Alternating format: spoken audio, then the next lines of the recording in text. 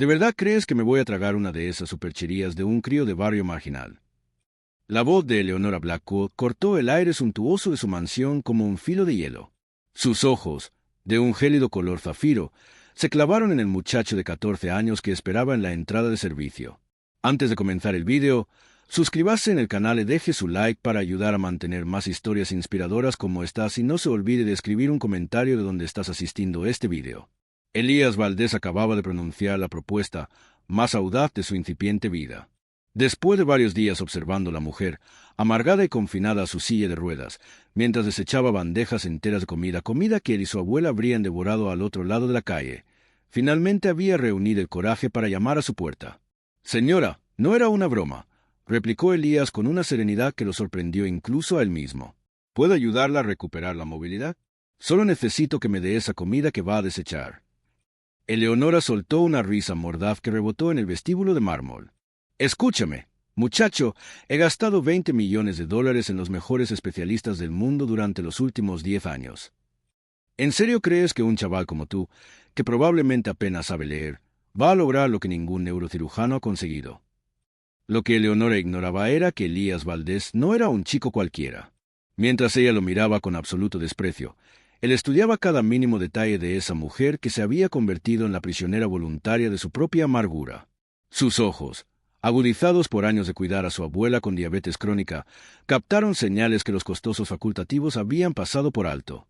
«Toma analgésicos para el dolor de espalda cada día a las 2 de la tarde», dijo Elías con aplomo, observando cómo el rostro de Eleonora pasaba de la burla a la perplejidad. «3 pastillas blancas y una azul, y siempre se queja de sentir las piernas heladas, incluso en días calurosos».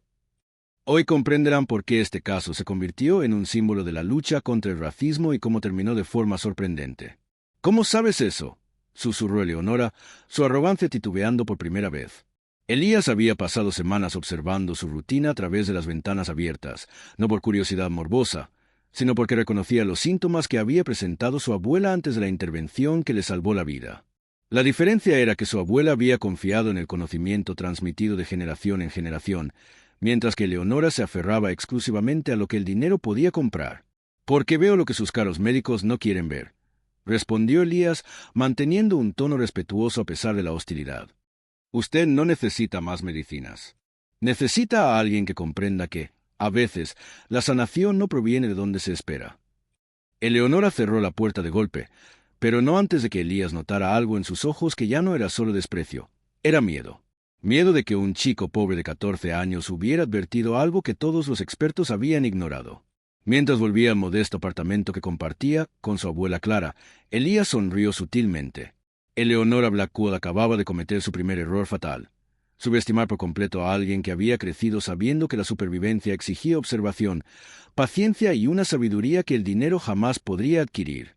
Lo que aquella mujer adinerada y resentida no sospechaba era que ese muchacho de los suburbios poseía los conocimientos de 4 generaciones de curanderas, y lo que era más crucial, acababa de descifrar la verdadera naturaleza de su problema. Si te intriga saber cómo un chico de 14 años logró ver lo que los médicos millonarios no vieron, no olvides suscribirte al canal, porque esta historia de prejuicios y curación transformará por completo tu percepción sobre quién tiene el verdadero poder de cambiar vidas. Habían pasado 3 días desde que Eleonora le había cerrado la puerta en las narices a Elías, pero la inquietud no la abandonaba. ¿Cómo sabía ese chico sobre sus medicamentos? Sobre los horarios exactos, sobre los síntomas que ella había disimulado cuidadosamente, incluso a su neurólogo particular, el Dr. Fitzgerald? A la mañana siguiente, Eleonora decidió investigar la identidad de aquel muchacho atrevido. Una llamada a su asistente personal fue suficiente. Elías Valdés, 14 años, vivía con su abuela Clara Valdés en el complejo residencial Jardines del Río. Padre desconocido, madre fallecida en un accidente de coche cuando él tenía 7 años.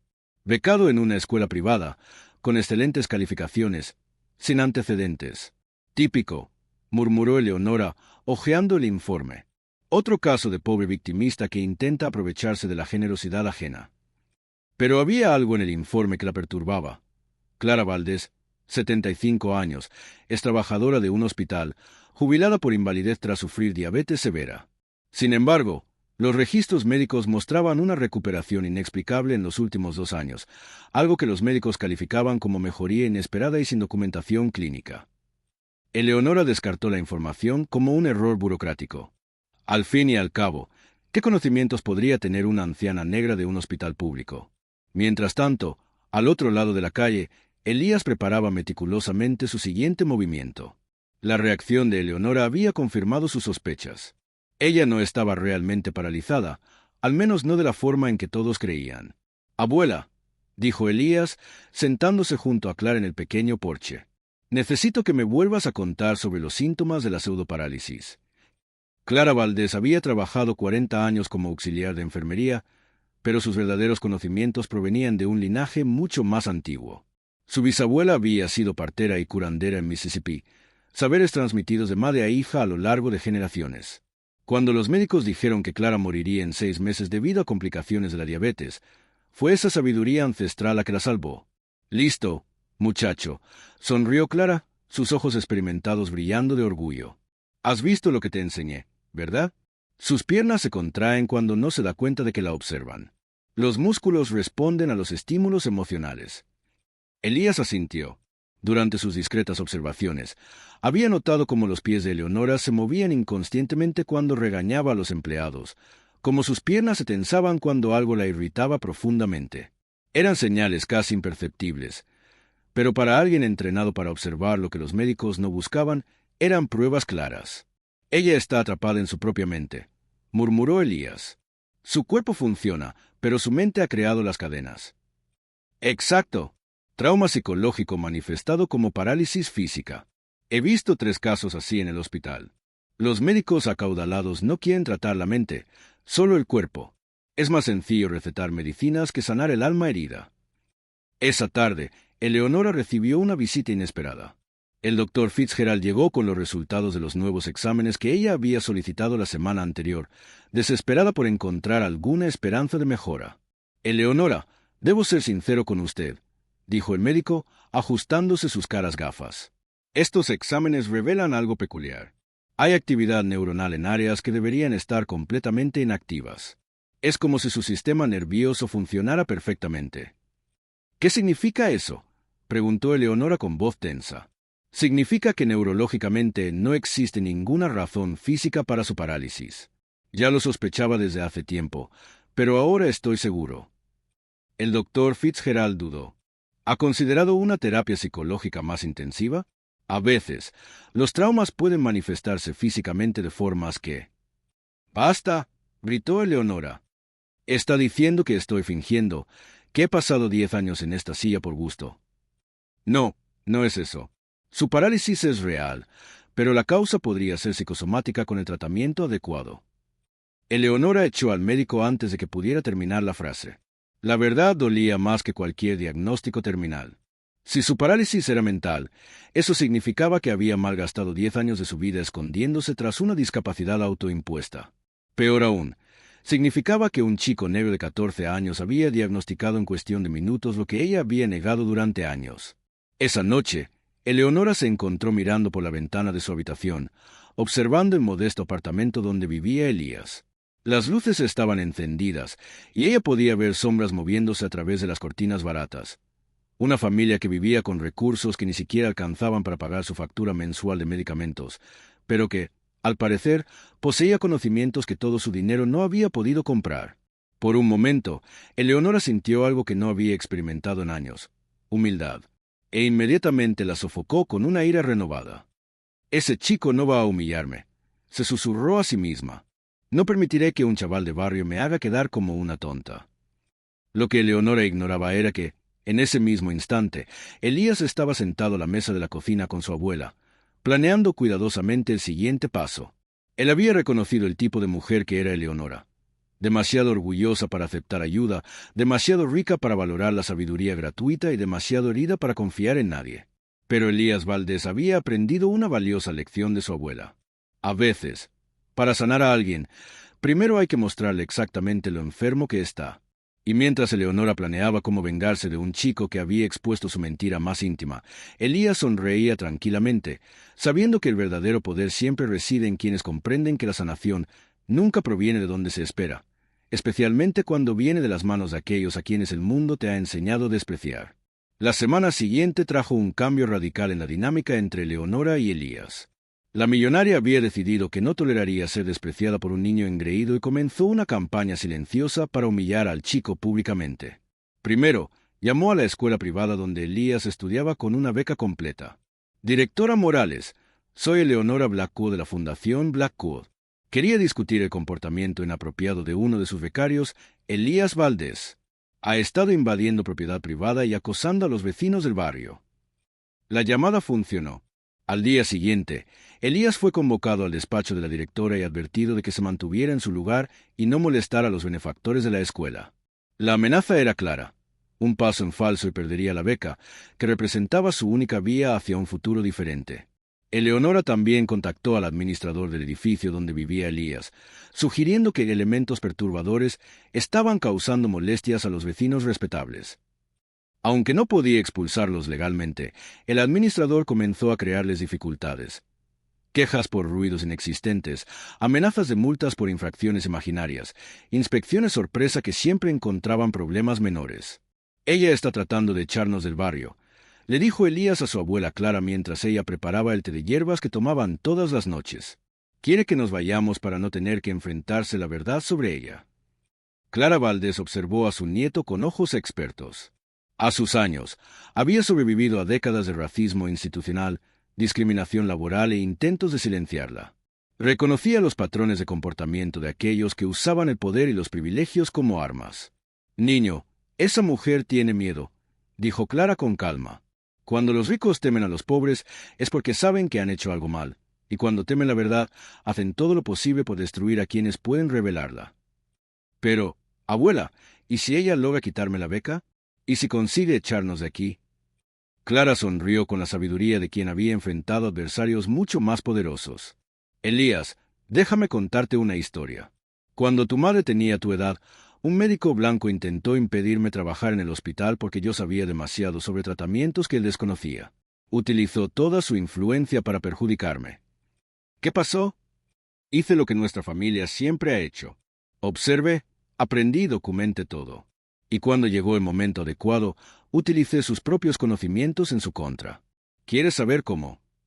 Elías asintió, dándose cuenta de que su abuela estaba a punto de enseñarle algo fundamental. Ese médico tenía un paciente muy importante, un rico empresario que padecía la misma enfermedad que yo había curado en decenas de personas pobres. Cuando su costoso tratamiento falló y el paciente se estaba muriendo, ¿adivina a quién acudieron? ¿A usted? Exacto. Y cuando salvé la vida de ese hombre utilizando métodos que el médico arrogante había despreciado, todo el mundo supo quién entendía realmente de medicina. Él perdió su puesto, su reputación, todo. No por venganza, sino porque la verdad siempre sale a la luz. Elías comenzó a comprender. Eleonora no solo tiene miedo de que yo pueda ayudarla, ella tiene miedo de que la gente descubra que rechazó la ayuda de alguien a quien considera inferior. Ahora estás pensando como un verdadero curandero, sonrió Clara. Curamos el cuerpo, niño. A veces necesitamos curar el alma enferma de toda una sociedad. Esa noche, Elías comenzó una meticulosa investigación sobre Eleonora Blackwood. Utilizando los ordenadores de la biblioteca de la escuela, descubrió detalles que cambiaron por completo su comprensión de la situación. Eleonora no había nacido rica. Hija de inmigrantes europeos humildes, se había casado con Ricardo Blackwood, heredero de una fortuna familiar construida sobre el trabajo de esclavos en el siglo XIX. El accidente que la dejó paralítica había ocurrido exactamente un día después de que ella descubriera que su marido planeaba divorciarse de ella por una mujer más joven. Más interesante aún, Ricardo había muerto en circunstancias sospechosas solo 2 años después, dejando toda la fortuna a Eleonora. El testamento había sido modificado solo una semana antes de su muerte, cuando él estaba ingresado en el hospital tras un repentino ataque cardíaco. Elías también descubrió algo que explicaba la hostilidad específica de Eleonora hacia él. La familia Valdés había trabajado para los Blackwood durante generaciones. Su tatarabuelo había sido esclavo en la plantación original. Su bisabuela había sido empleada doméstica en la mansión, y su abuela Clara había cuidado de la madre de Ricardo cuando ella estaba muriendo de cáncer. Pero el detalle más revelador estaba en los registros médicos que Clara había guardado en secreto durante décadas. La madre de Ricardo se había curado de un cáncer considerado terminal utilizando tratamientos tradicionales que Clara le había aplicado. Los médicos de la familia nunca supieron la verdad y atribuyeron la milagrosa recuperación a los tratamientos convencionales que estaban fallando. Abuela, dijo Elías a la mañana siguiente, Eleonora no solo está enferma físicamente, está enferma de culpa, miedo y vergüenza. Su cuerpo refleja la prisión que ha construido para su propia alma. Clara asintió con orgullo. ¿Y ahora, nieto mío, entiendes cuál es la verdadera cura que necesita? No se trata solo de hacerla caminar de nuevo. Se trata de hacerle enfrentarse a quién es realmente y a lo que ha hecho. Exacto. Pero recuerda, nuestra familia nunca ha usado nuestros dones para hacer daño, siempre para curar, incluso cuando la persona no lo merece, incluso cuando nos odia. Elías pasó el resto de la semana observando a Eleonora con una nueva comprensión. Cada gesto cruel de ella, cada intento de humillarlo, solo confirmaba su diagnóstico. Ella no estaba paralizada por daños físicos, sino por una culpa tan profunda que se había manifestado como una parálisis real. El plan que comenzó a formarse en su mente era audaz y peligroso. No se trataba solo de demostrar que podía curarla, sino de obligarla a enfrentarse a décadas de privilegios construidos sobre el sufrimiento ajeno, mentiras sobre su propia identidad y crímenes que ella había enterrado bajo montones de dinero. Eleonora Blackwood creía que estaba luchando contra un chico pobre que quería sus bienes. No tenía ni idea de que estaba a punto de enfrentarse a 4 generaciones de sabiduría acumulada, un linaje de curanderas que habían sobrevivido a siglos de opresión, y un joven que no solo poseía el conocimiento para curarla, sino también las pruebas para destruirla por completo. Mientras Eleonora planeaba su próxima humillación pública contra Elías, el chico sonreía tranquilamente, sabiendo que cada acto de crueldad de ella solo confirmaba que la había diagnosticado correctamente, no solo su condición física, sino también la podredumbre moral que la mantenía verdaderamente prisionera. La cura que Elías planeaba sería mucho más profunda de lo que Eleonora imaginaba y mucho más dolorosa también. El enfrentamiento final tuvo lugar un domingo por la mañana, justo cuando Eleonora lo esperaba.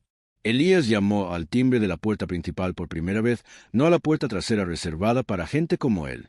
Cuando Eleonora abrió, se encontró no solo con Elías, sino también con Clara Valdés y una tercera persona que le heló la sangre, la doctora Sofía Ramos, la neuróloga que había tratado en secreto a la madre de Ricardo años atrás. «Buenos días, Eleonora», dijo Elías con calma. «He venido a cumplir mi promesa. Hoy es el día en que volverá a caminar». Eleonora intentó cerrar la puerta, pero su arrogancia la traicionó. «¿Qué es esta farsa? He llamado a seguridad». «Llámalos», sonrió Elías. «Ellos también querrán ver esto, sobre todo cuando descubran quién es realmente». Clara se adelantó llevando una vieja carpeta de cuero. Eleonora Kowalski, hija de inmigrantes polacos, nacida el 19 de julio de 1975. Se casó con Ricardo Blackwood en 2005, 3 meses después de descubrir que la engañaba. El rostro de Eleonora palideció. Nadie sabía su verdadero nombre desde hacía décadas. El accidente que la dejó, paralizada, ocurrió exactamente un día después de que descubriera que Ricardo planeaba divorciarse. Continuó Elías. «Muy conveniente, ¿no cree?» La doctora Ramos abrió un expediente médico. «Yo traté a la madre de Ricardo cuando estaba muriendo de cáncer. Clara fue quien realmente la curó, pero la familia nunca lo supo. Guardé todos los registros, incluidos los exámenes neurológicos que te hice después del accidente. Tus exámenes siempre mostraron actividad neuronal normal», dijo fríamente la doctora Ramos. «Pero me pagaste muy bien para mantenerlo en secreto. Nada menos que $5 millones para confirmar una parálisis inexistente». Eleonora se tambaleó y se apoyó en el marco de la puerta. «No pueden probar nada». Elías sonrió y sacó una grabadora digital del bolsillo. «Sí que puedo. Recuerda ese sistema de vigilancia que instaló para controlar a sus empleados. También funcionó muy bien para grabar sus conversaciones telefónicas». La voz de Eleonora resonó en el aparato. «Doctor Ramos, necesito que mantenga el diagnóstico. Si Ricardo descubre que puedo caminar, lo perderé todo en el divorcio. Siga confirmando la parálisis y le duplicaré sus honorarios». «Has grabado mis llamadas privadas», gritó Eleonora, dejando caer por fin su máscara de víctima. «No solo las llamadas», dijo Clara con calma. «Elías también ha documentado cómo puede caminar cuando cree que nadie la ve. 43 vídeos a lo largo de 6 meses en los que se le ve caminando por la casa, incluso bailando, cuando creía estar completamente sola». Elías conectó su teléfono a un altavoz portátil. Los vídeos comenzaron a reproducirse, Eleonora levantándose de la silla de ruedas para alcanzar algo en lo alto de una estantería, caminando con normalidad por el jardín durante la madrugada, incluso corriendo en la cinta de correr del gimnasio privado instalado en el sótano. ¡Paren!, gritó Eleonora, pero su propia voz en los vídeos la delataba, hablando con normalidad con los empleados cuando creía que no había testigos. «Hay más», dijo Elías en voz baja. «Los registros médicos de la muerte de Ricardo. Usted alteró su testamento mientras él estaba sedado tras el ataque al corazón. El mismo doctor Ramos, que confirmó su falsa parálisis, también falsificó los informes de la muerte de su marido». La doctora Ramos bajó la cabeza. «Ella me chantajeó», dijo. «Dijo que revelaría que yo había encubierto la parálisis falsa si no confirmaba que Ricardo había muerto por causas naturales». «Ricardo fue envenenado», dijo Clara con la autoridad de quien había visto síntomas similares durante décadas en el hospital. «Digitalis, extraído de la planta Fosglobe, mata lentamente, simula un ataque al corazón y es casi imposible detectar al cabo de unos días». Eleonora se derrumbó en la silla de ruedas, dándose cuenta de que su mundo de mentiras se estaba desmoronando por completo. «No lo entienden. Él iba a dejarme sin nada. Le di los mejores años de mi vida a ese hombre». «Y ahora», dijo Elías, «ha llegado el momento de la verdadera cura. Levántese, Eleonora, sabemos que puede hacerlo». «No puedo». «Levántese», gritó Elías con una autoridad que hizo que Eleonora saltara involuntariamente de la silla, poniéndose de pie por puro reflejo. Por un momento, todos se quedaron en silencio, mirando a la mujer que había fingido una discapacidad durante 10 años, ahora de pie, temblando de rabia y miedo. «Enhorabuena», dijo Elías con calma. «¿Está curada?» «Oficialmente». Clara se acercó con nuevos documentos. «Estos son los informes que se entregarán hoy a la policía, al FBI y al IRS. Fraude de seguros, falsificación de informes médicos, evasión fiscal y homicidio en primer grado. También lo hemos enviado todo al Washington Post, a la CNN y a todas las redes sociales», añadió Elías. «La historia de la falsa paralítica millonaria que mató a su marido será noticia nacional mañana». Eleonora miró a su alrededor desesperadamente. No tenía a dónde huir. No podía negar lo que estaba grabado, documentado, probado. Décadas de privilegios construidos sobre mentiras y sangre se desmoronaban en cuestión de minutos. «¿Sabe qué es lo más irónico?», preguntó Elías, ayudando a su abuela a guardar los documentos. «Ahora sí que va a quedarse paralizada. En la cárcel, sin sus millones, sin sus médicos pagados, sin nadie que sostenga sus mentiras». Las sirenas de la policía comenzaron a acercarse. Alguien había llamado a las autoridades, probablemente un vecino curioso por todo el alboroto. «La verdadera parálisis», dijo Clara con sabiduría, «siempre ha estado en su alma, Eleonora. Se paralizó moralmente hace tanto tiempo que olvidó cómo es vivir con dignidad». Mientras la policía subía las escaleras de la mansión, Eleonora miró a Elías con una mezcla de odio y respeto involuntario. «¿Cómo un niño de 14 años ha logrado destruir toda mi vida?». Elías sonrió con la tranquilidad de quien ha aprendido que la justicia a veces requiere paciencia, observación y el valor de enfrentarse a quienes te consideran inferiores. «Muy sencillo», respondió él. «Ha subestimado por completo a alguien que creció sabiendo que la supervivencia requiere inteligencia, no privilegios. Y ha olvidado que a veces los remedios más poderosos provienen de donde menos lo esperamos».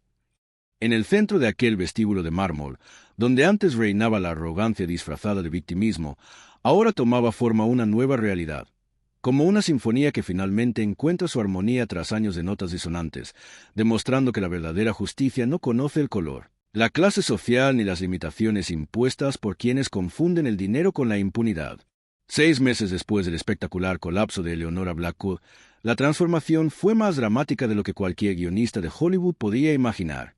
La mansión, que antes simbolizaba el privilegio y la arrogancia, ahora albergaba el centro comunitario Clara Valdés, financiado con los bienes confiscados a Eleonora por el FBI.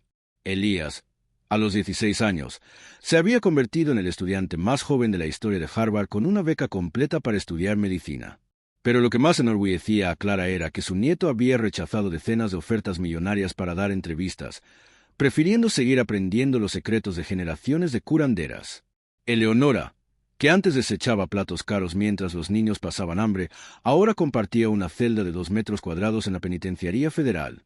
25 años de prisión por homicidio calificado le darían tiempo suficiente para reflexionar sobre cómo había desperdiciado toda una vida construyendo poder sobre mentiras. El juicio se había convertido en un fenómeno mundial. La millonaria fingida paralítica, que engañó al sistema médico y asesinó a su marido, se convirtió en símbolo de cómo la arrogancia destruye a quienes subestiman a los demás. Pero lo que realmente cautivó la imaginación del público fue el contraste entre la sabiduría de un chico de 14 años y la ignorancia de una mujer que gastó $20 millones buscando curas que existían en la casa de al lado. La doctora Sofía Ramos, la neuróloga chantajeada por Eleonora, ahora trabajaba como voluntaria en el centro comunitario. Elías me ha enseñado que he pasado 40 años mirando solo máquinas, confesó ella en una entrevista nacional. Olvidé que la verdadera medicina comienza observando al paciente en su totalidad. Este chico me ha enseñado más en 6 meses que lo que aprendí en décadas de costosas especializaciones.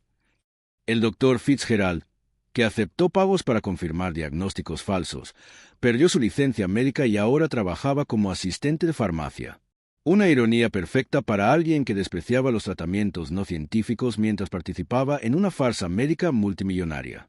La comunidad de Jardines del Río había cambiado por completo.